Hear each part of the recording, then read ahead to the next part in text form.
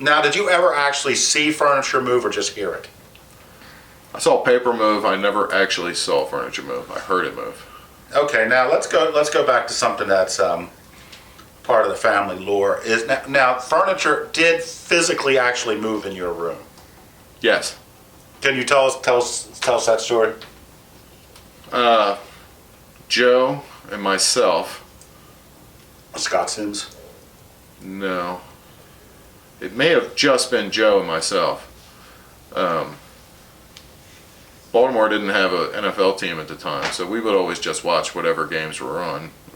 We always got the AFC games. We were watching it, I don't know, whatever the big teams were at the time. I think it was Buffalo playing somebody else. It probably was. They went to the Super Bowl all those years. Anyway, we were watching it, and my father was always watching downstairs.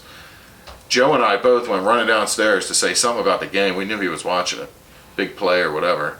As soon as we got down to the bottom of the steps, boom! I mean, just a crash was heard upstairs.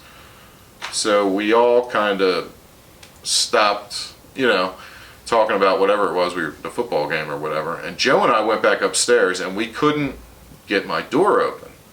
And we couldn't figure out what was going on. And we kind of went out the window in Daddy's bedroom and went around the roof, opened up the window of my bedroom and went in, and the weight bench, which was kind of, next to the door, but the weight bench, the weights, the bars and all that had fallen into the door and were barricaded in a way so that when you put a chair behind the doorknob so that they can't open the door, it was all placed in a way. It was wedged in place. Yeah. I don't see how that could have fallen like that. That was the most, I would say, memorable time that happened. There were times that the dresser would move. You'd go upstairs, the dresser would be away from the wall. You would hear things slide, stop.